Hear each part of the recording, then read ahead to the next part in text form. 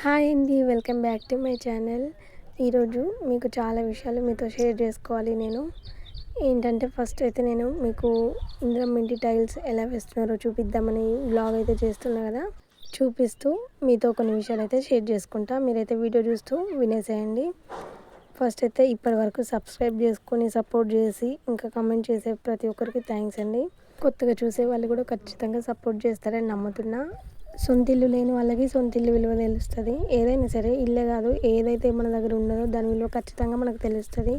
So అద్దెంట్లో ఉండే వాళ్ళకి, లేకపోతే బ్రదర్స్ ఉంటారు కదా, అందరూ కలిసి ఒక ఇంట్లోనే ఉండే వాళ్ళకి చాలా ప్రాబ్లమ్స్ అంటూ ఉంటాయి కదా. చిన్న ఇల్లు ఇరుకిరుగా ఉండేవాళ్ళు, వాళ్ళకి ఖచ్చితంగా అనిపిస్తుంది సొంతగా ఇల్లు ఉంటే బాగుండు అని. సో ఫస్ట్ అయితే మన ఛానల్లో మన హోమ్ టూర్ చూసేయండి. ఎంత చిన్న ఇంట్లో మేము ఎంత ఎన్ని సంవత్సరాలు ఉన్నామో, పెళ్ళి 8 సంవత్సరాలు అవుతుంది. ఆ ఇంట్లోనే మేము గడిపేసినాం ఇద్దరు పిల్లలతోని. మాకైతే అనుకోకుండా ఇందిరమ్మ ఇల్లు అయితే రావడం, మేము కట్టడం అసలు అంత కోఇన్సిడెన్స్ అనుకోవచ్చు. ముఖ్యంగా కొమరవెల్లి మల్లన్న స్వామి ఆశీస్సులతోనే కడుతున్నామని నేను నమ్ముతున్నా గట్టిగా. 5 లక్షలతో ఇల్లు అయితే కాదు. అప్పుడు మా దగ్గర మనీ కొంచెం ఇబ్బంది ఉన్నా కానీ ఇల్లు అయితే స్టార్ట్ చేసినాం. అంత దేవుని నా భారం వేసేసి. ఎందుకంటే ఇల్లు అనేది ఖచ్చితంగా ఇంపార్టెంట్. కానీ ఇప్పుడు వచ్చిన ఇల్లును వదిలేసుకొని డబ్బులు లేవని తర్వాత కడదాం అనుకుంటే అప్పుడు మనకు ఈ ఫ్రీ ఇల్లు రావచ్చు, రాకపోవచ్చు. 5 లక్షలకి 5 లక్షలు ఆసరు కదా, కొన్ని మనం కలుపుకొని కట్టుకుంటే ఏమైందని చెప్పేసి మేమైతే ఇల్లు అయితే స్టార్ట్ చేసినాం. ఇప్పుడు ఇంటికి సంబంధించి అయితే ఫస్ట్ ప్లాస్టింగ్ కంప్లీట్ అయిన తర్వాత ఓన్లీ వంటగది ఇంకా పూజ గది కంప్లీట్ చేసేసుకొని గృహప్రవేశం చేసుకుందాం అనుకున్నాం. మళ్ళీ ఇద్దరు చిన్న పిల్లలు ఉన్నారు. ఇంట్లోకి వచ్చిన తర్వాత మళ్ళీ సిమెంట్ వర్క్ చేయడం అంత ఇబ్బంది ఉంటుంది. ఎట్లయినా సరే ఇంత దూరం అయితే వచ్చినాం అని చెప్పేసి ఇంకా ఫ్లోర్కి సంబంధించి అండు వద్దాం అనుకున్నాం సిమెంట్ వేసి. మళ్ళీ ఎందుకులే ఇక మళ్ళీ కడతామా అని చెప్పేసి టైల్స్ అయితే వేద్దాం అనుకొని స్టార్ట్ చేసేసినాం. ఇక ఈ టైల్స్ అయిన తర్వాత ముహూర్తాలు చూసుకొని మంచి టైం పంతులు చెప్పిన ప్రకారం గృహప్రవేశం అయితే చేసుకుందామని అనుకుంటున్నాం. టైల్స్కి సంబంధించి ఎంత ఖర్చు అయింది ఏంటి అని ఖచ్చితంగా మీరు అడుగుతారు కమెంట్స్లో. నేను ఇంకా డీటెయిల్స్ అయితే తెలుసుకోలేదు. మా హస్బెండ్ని అడిగి ఒక లిస్ట్ అవుట్ చేసి నెక్స్ట్ వీడియో చేయమంటే చేస్తా. మీరు కమెంట్ చేస్తే చేయాలి అని అంటే. టైల్స్లో చాలా రకాలు ఉంటాయంట. ఫ్లోర్కి సంబంధించి మార్బల్, గ్రానైట్ టైల్స్ ఇట్లా. మేమైతే ఈ 3 కాకుండా ఏకంగా అండు వేయించుదాం అనుకున్నాం.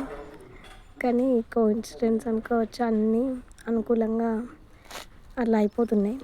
అయితే ఏంటంటే మేము అండు వేయించుదాం సిమెంట్తో అనుకున్నప్పుడు చాలామంది అన్నారు, బర్రె తణుక్కు భయపడతావు అని. అంటే ఇల్లంతా కంప్లీట్ చేసినావు, జస్ట్ ఫ్లోర్తోనే కదా ఇల్లు లుక్ వచ్చేది, ఇంకా సిమెంట్తో అంటూ ఊహించుతావు అని ఇక చాలామంది అన్నారు. అన్న తర్వాత ఇక రిస్క్ తీసుకొని స్టార్ట్ అయితే చేసేసిన. మళ్ళీ ఇందులో బ్యాడ్ కమెంట్స్ పెట్టకండి, ఎవరు అన్నారని కడతారా, అప్పు అవుతారు అది ఇది అని చెప్పేసి. ఏం ఓవర్గా డిజైన్స్ ఏం కాదండి, ఖర్చు చేసి జస్ట్ ఒక ఫ్లోర్కే అయినాయి. టైల్స్ వేసే వాళ్ళకి టైల్స్కి కొంచెం ఇక అవుతాయి, కానీ ఇక ఎప్పటికీ ఉండిపోతుంది కదా, మళ్ళీ చేస్తామని చెప్పేసి ఇది ఒకటైతే స్టార్ట్ అయితే చేసినాం. ఇంకా చాలా వర్క్ ఉంది. చుట్టూ గోడ ఇంకా కంప్లీట్ కాలేదు. ముందు కూడా ఇంకా మురం పోయాలి. ఇంకా లోపల వాష్రూమ్స్ అవి కూడా కాలేదు. ఇక ప్రస్తుతానికైతే ఇవి అయిన తర్వాత గృహప్రవేశం చేసుకొని మెల్లగా అన్నీ స్టార్ట్ చేద్దాం. మనీ కొంచెం ఉన్న కొద్దీ స్టార్ట్ చేద్దామని అయితే ఇట్లా ఇక్కడి వరకు అయితే అయిపోయింది. మీరైతే సబ్స్క్రైబ్ చేసుకోండి. ఇక వాయిస్ ఓవర్ ఏమి ఇవ్వాలో నాకు అర్థమైతే లేదు.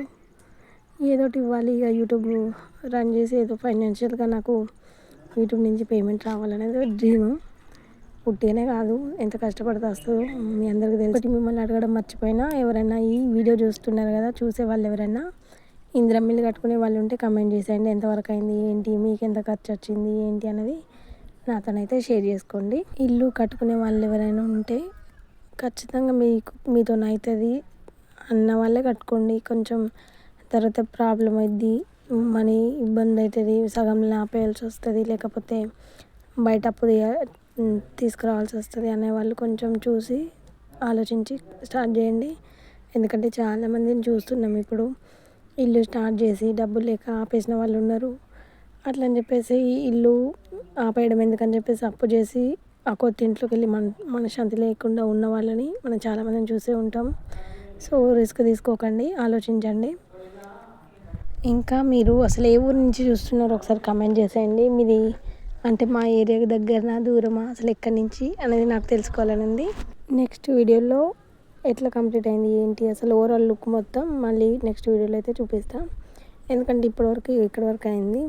సో థ్యాంక్స్ అండి ఇప్పటివరకు సపోర్ట్ చేసిన వాళ్ళందరికీ. మీరైతే సబ్స్క్రైబ్ చేసుకోండి. Thank you for watching. ఏదైనా మిస్టేక్స్ ఉంటే క్షమించండి.